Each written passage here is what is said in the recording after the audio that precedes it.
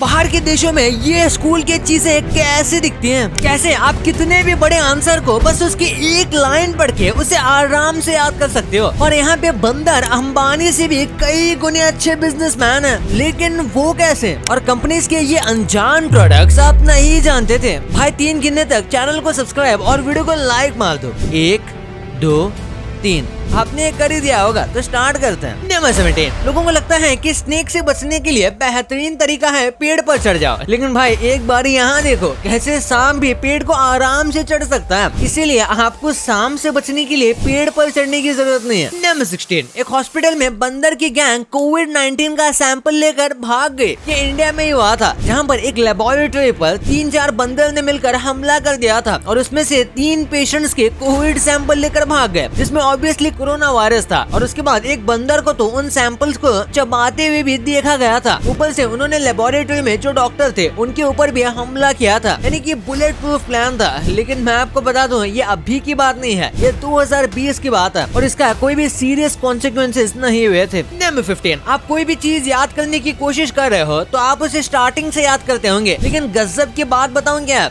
आपको उसके बीच वाले पार्ट को याद करना है, क्योंकि स्टार्टिंग और एंडिंग 2 ऐसी चीजें हैं जो कि आसानी से हमारे दिमाग में लर्न हो जाते हैं। हमारा दिमाग हमेशा मिडिल पार्ट में ही कंफ्यूज होता है, तो इसलिए आपको किसी भी चीज के मिड सेक्शन को ज्यादा अच्छे से याद करना चाहिए, क्योंकि एंडिंग और स्टार्टिंग तो आपको याद आ ही जाएगी। नंबर 14। इन रोप्स का इस्तेमाल तो हम सब ने किया है, लेकिन भाई ये रोप्स असल में नारियल से बनते हैं। मुझे भी ये आज पता चला। हम नारियल पानी तो पी लेते हैं, लेकिन उसके बाद जो उनके छिलके होते हैं ना, उन्हें ऐसे ही नहीं फेंका जाता, बल्कि उन्हें कुछ इस तरीके से रिसाइकल किया जाता है। सबसे पहले उन्हें फैक्ट्री में लाया जाता है और अगर प्रॉपर्ली नारियल को नहीं छिला गया तो यहाँ पर उसे अच्छे से निकाला जाता है और इसके बाद 7 से 8 दिनों तक सूखने दिया जाता है। फिर भूसे को एक ऐसी मशीन में डाला जाता है जिसके नीचे वायर होता है और ये भूसा बस उस वायर के इर्द गिर्द लपेटा जाता है और रस्सी बनकर तैयार हो जाती है। फिर इन्हें रोल करके रख देते हैं। नंबर 13। ये ड्रेस को आप एक ही बार पहनो और बस उसी ड्रेस में इसका कलर चेंज करते रहो। यकीन नहीं होता तो अडोब के इस ड्रेस को देखो। ये ड्रेस लिटरली डिजाइन और कलर चेंज कर सकता है और कमाल की बात तो ये है कि बस ये नॉर्मल डिजाइन नहीं है, यहाँ तक कि आपके मूवमेंट के हिसाब से भी मूव करती हुई डिजाइन भी ये बना सकता है। लेकिन ऑब्वियस सी बात है, ये ड्रेस काफी स्टिफ होगा क्योंकि इसमें डिस्प्ले का यूज किया गया है। अगर इसे कपड़े जैसा बनाया जा सके और इसमें कलर्स ऐड किए जा सके तो ये ड्रेस सच में फ्यूचर का क्लोथिंग हो सकता है। नंबर 12। इस फोन को आप अपने हाथ में पहन सकते हो। मोटोरोला के इस अमेजिंग कॉन्सेप्ट फोन को देखो। ये उनका नया फोन है जो कि शायद जल्दी रिलीज हो सकता है। ये फोन आप अपने हाथ में पहन सकते हो। ये फोल्डेबल फोन है जो पूरी तरीके से तो फोल्ड नहीं होता, लेकिन काफी फ्लेक्सिबल है और काफी ज्यादा यूनिक डिजाइन भी है। लेकिन नॉर्मली अगर आपको बस फोन चलाना है तो उसके लिए शायद ये उतना भी अच्छा ना हो, क्योंकि ये ऑब्वियस सी बात है कि ये काफी महंगा होगा। ऐसे गैजेट्स अक्सर बस उन लोगों के लिए बनाए जाते हैं जो टेक में बहुत ज्यादा इंटरेस्टेड है, ना कि नॉर्मल लोग जो कि बस फोन यूज करना चाहते हैं। नंबर 11। आप लोगों को उनके बर्थडे पे क्या गिफ्ट करते हो? शायद एक आलसी कार, कपड़े या बहुत अच्छी चीजें, लेकिन एक ऐसी जगह है जहाँ टॉयलेट पेपर बहुत मस्त गिफ्ट माना जाता है और वो जगह है साउथ कोरिया और चाइना। ये उनके बेस्ट गिफ्ट में से एक है, क्योंकि ऐसा करने से वो सामने वाले को अच्छी हेल्थ के लिए विश करते हैं। वैसे कोरिया से याद आया, कुछ दिन पहले मैंने एक बड़ा एंटरटेनिंग कोरियन शो देखा है। इतनी सिंपल सी कहानी को ये कितने एंटरटेनमेंट तरीके से दिखा रहे थे कि एक बार ये शो लगा लिया तो कुछ और करने का मन ही नहीं करता। इस शो का नाम है she was pretty. Recently Amazon mini TV पे ये हिंदी में डब हुआ है, जिसकी वजह से मैं ये देख पाया। इस शो की कहानी एक लड़की के अराउंड घूमती है जो बचपन में तो बहुत सुंदर दिखती होती है, लेकिन आज की तारीख में उसकी लुक्स की वजह से उसे कोई भाव नहीं देता। हर कोई उसे केयरलेस समझता है और उसको किसी भी लायक नहीं समझता। तो एक दिन उसके एक मेल आता है उसके बचपन के प्यार की तरफ से। एक लड़का होता है जो बचपन में बुली हुआ होता है अपने लुक्स की वजह से, जो उसका बेस्ट फ्रेंड था, और अब 15 साल बाद उसने कांटेक्ट किया होता है और मिलने वो वहाँ जाके देखती है और वो ये देखती है कि उस लड़की की तो काया पलट हो गई होती है। जो लड़का बचपन में अच्छा नहीं दिखता था वो अब हैंडसम हो गया होता है। अब इस लड़की का तो कॉन्फिडेंस गिर जाता है और ये उसे मिलने का जिगरा भी नहीं कर पाती। तो ये बेस्ट फ्रेंड को अपनी जगह अपनी रूममेट को भेज देती है जो सच में बहुत सुंदर होती है। अब कहानी शुरू यहाँ से होती है। शो के अंदर 4 मेन कैरेक्टर्स हैं और चारों एक दूसरे को शुरू में बिल्कुल नहीं जानते, लेकिन एक दूसरे से कनेक्टेड होते हैं। उनको खुद भी पता नहीं होता और इसी वजह से जब ये 2 या 3 कैरेक्टर्स एक दूसरे के सामने आते हैं तो ये काफी कॉमेडी सिचुएशन हो जाती है। काफी रियल लाइफ कैरेक्टर्स हैं। इसकी स्टोरी टेलिंग आपको हुक करके रखेगी। आपको हर एपिसोड देखने का मन कर जाएगा। इस शो में कॉमेडी बहुत सही है और इस शो में डबिंग बहुत ही अच्छी है। इसमें 16 एपिसोड्स हैं 1-1 घंटे के, लेकिन ये बहुत मजेदार है। ये आपको कतई मिस नहीं करने चाहिए। आपको Amazon मिनी टीवी पर हिंदी डबिंग के साथ ये आपको मिल जाएगा, जो आपके Amazon शॉपिंग ऐप पर ऊपर राइट साइड कॉर्नर में मिल जाएगा और शो का लिंक आपको डिस्क्रिप्शन बॉक्स में मिल जाएगा। तो जाएं और अभी एंजॉय करें। नंबर 11, यार आपके साथ भी ऐसा हुआ होगा, 1 सेकंड के लिए गर्म पानी से आप आंख हटाते हो और वो पानी उबल जाता है। तो इसीलिए इस आदमी ने गर्म पानी को वीडियो कॉल लगा लिया ताकि वो हमेशा गर्म पानी पर नजर रख सके और गर्म पानी उबले ना। चल अब जाहिर सी बात है कि ये बस एक मजाक है, पर एक्चुअली में ऐसा इसलिए होता है क्योंकि पानी जब अपने बॉइलिंग पॉइंट को हिट करता है तो वो बहुत ज्यादा फास्ट ट्रैवल करता है और यही वजह है कि बस 1 सेकंड की नजर हटी तो वो पानी तुरंत ओवरफ्लो हो सकता है। सिमिलरली दूध के साथ और लिटरली किसी और लिक्विड के साथ ये होता है, जैसे ही वो अपना बॉइलिंग पॉइंट हिट करते हैं तब ऐसा होता है। नंबर 10, मिकी एंड मिनी सबसे पहले कपल्स होंगे जिन्हें हमने देखा था, लेकिन क्या आपको पता है इन दोनों के जो वॉइस ओवर आर्टिस्ट हैं, मतलब जो इनके पीछे आवाज देते हैं, वो इन रियल लाइफ मैरिड हैं। हाँ आपने बिल्कुल सही सुना, हिंदी डब वाले आर्टिस्ट की बात नहीं कर रहा। ओरिजिनल इंग्लिश डब में जो आर्टिस्ट हैं वो दोनों एक्चुअली में शादीशुदा है और उन्होंने इन दोनों कपल्स के वॉइस को डब किया है। नंबर 9, ये देखो इस बिल्ली का लाइसेंस और इसमें बिल्ली का पंजा भी है। ये एक्चुअली बिल्ली का सीलिंग लाइसेंस है, यानी आज के टाइम के हिसाब से बोले तो ये बिल्ली एक मर्चेंट नेवी ऑफिसर है और मिड 20th सेंचुरी में ये शिप्स में ट्रैवल करती थी और इन शिप्स के लोगों की मदद करती थी चूहों को खत्म करके। ऐसे मर्चेंट के जो गुड्स होते हैं वो सही सलामत रहते थे। ये बिल्ली उन गुड्स को लिटरली प्रोटेक्ट करती थी और इसलिए ही इसका सीलिंग लाइसेंस बनाया गया है, क्योंकि ये काफी वक्त तक उन्हीं शिप मेंबर्स के साथ ट्रैवल कर रही थी। यहाँ तक कि लाइसेंस पर इसका फिंगरप्रिंट भी है, जैसे यहाँ पर आप देख सकते हो। और देखा जाए तो इसे देखकर लग भी रहा है जैसे कि ये कोई पायरेट या फिर नेवी का गैंगस्टर हो। नंबर 8, घर को बनाने में वैसे तो कई महीने लगते हैं, लेकिन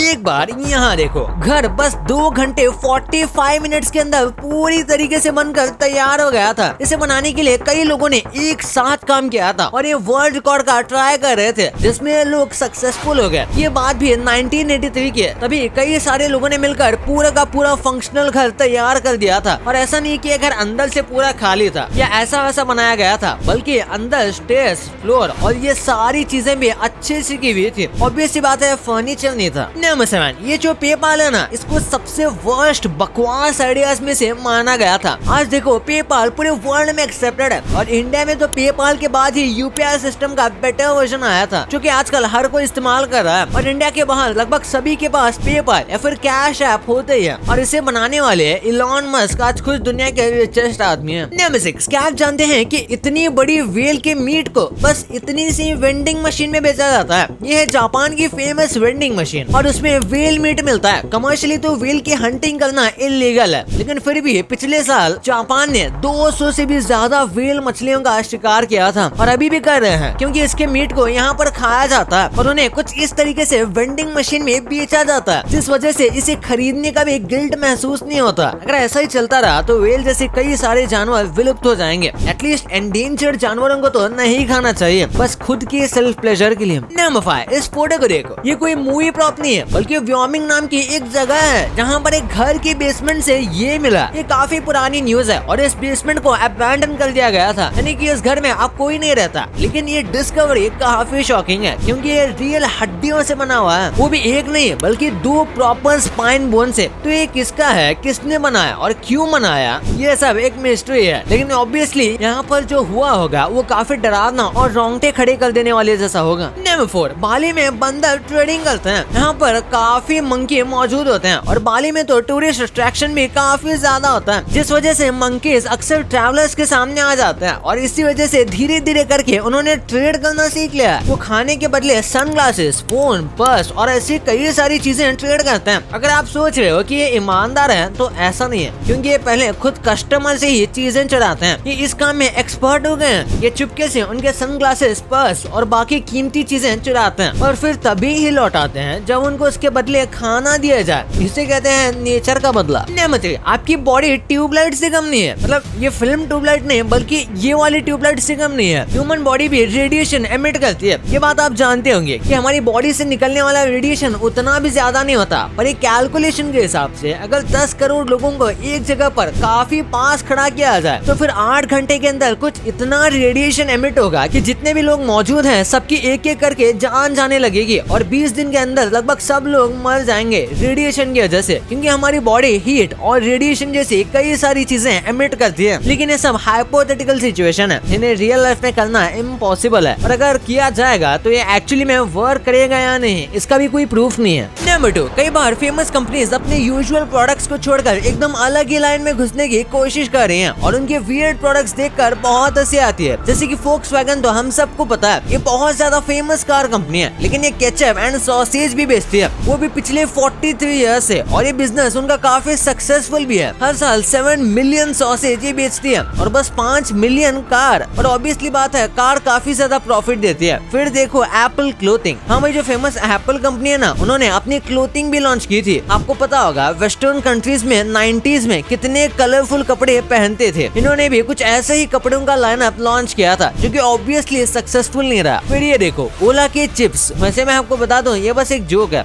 एक्चुअली में ओला कंपनी के चिप्स नहीं है, बट इन चिप्स का नाम भी ओला ही है, और कई लोगों को लगता है कि उसी कंपनी के साइड प्रोडक्ट हैं, लेकिन ऐसी बात नहीं है। बाकी कंपनीज तो छोटे मोटे साइड प्रोडक्ट बनाती है, सैमसंग ने तो डायरेक्ट मशीन गन बना दी, उन्होंने गन मार्केट में एंट्री की थी, लेकिन ऑब्वियसली ये उतना भी ज्यादा सक्सेसफुल नहीं रही। नंबर 1, यार ये बात तो सच है कि डिफरेंट कंट्रीज में स्कूल लाइफ एजुकेशन है, यहाँ तक कि स्कूल और डिसिप्लिन भी अलग अलग होते हैं, लेकिन उसी के साथ बच्चों के स्कूल प्रोडक्ट्स भी डिफरेंट होते हैं। जैसे आपको पेपर होल्ड करने वाले ये पिन्स तो पता ही होंगे, इंडिया में ये नॉर्मली होते हैं, लेकिन जापान में थोड़ी ऐसी फैंसी होती है। जैसे कि इस टॉर्टोइस शेप को देख लो, इसी के साथ और भी अलग अलग शेप के पिन्स वहाँ लोग यूज करते हैं, क्योंकि वहाँ पर लोगों को फैंसी चीजें पसंद है। जैसे इस इरेजर को भी देखो, हाँ ये डोनट्स या मैक्रोन्स जैसा लगता है, लेकिन एक्चुअली में ये इरेजर है। यहाँ पर ऐसे ही इरेजर ज्यादातर यूज किए जाते हैं। फिर देखो इस बुक मार्क को, वेस्टर्न कंट्रीज में अक्सर बच्चों को कहा जाता है कि वो स्कूल में बुक मार्क कैरी करे और उसे यूज करे। इंडिया में इस चीज को नहीं किया जाता, लेकिन वहाँ पर ये करते हैं ताकि बच्चों को प्री प्लानिंग में हेल्प हो। हम तो सीधा पेज नंबर ही नोट कर लेते हैं, फिर वहाँ पर बड़े बच्चे जो पेन यूज करते हैं ना, उन्हें इस टाइप का व्हाइट आउट इरेजर लेकर आने के लिए कहा जाता है, ताकि मिस्टेक होने पर भी वो कट ना करे, बल्कि इसके जरिए उसे साफ करे। इंडिया में लोग कुछ भी यूज करते हैं, और सबसे बड़ा डिफरेंस तो बैग का है। वहाँ पर ज्यादातर बच्चे अपने बैग में पावर बैंक या फिर उनके बैग से ही पावर बैंक ऑटोमेटिक अटैच होता है, क्योंकि वहाँ पर बच्चे पढ़ाई के लिए क्लास में बैठकर कई बार लैपटॉप और फोन का यूज करते हैं, जिस वजह से उन्हें पावर बैंक की जरूरत पड़ती है। भाई वैसे जाने से पहले शी वॉज प्रिटी शो को देखना मत भूलना, शो का लिंक डिस्क्रिप्शन में मौजूद है। भाई ये तो आपने जान लिया, पर आप मुकेश अंबानी के ये बातें नहीं जानते थे। ट्रेन चलते समय ये जो आवाज आती है, इसके पीछे के सच को जानकर आपके पैरों तले जमीन खिसक जाएगी। और इस आदमी के घर के बाहर ऐसी क्या चीज है जिसकी वजह से इसने अपने घर के बाहर 50 साल से एक कदम तक नहीं रखा।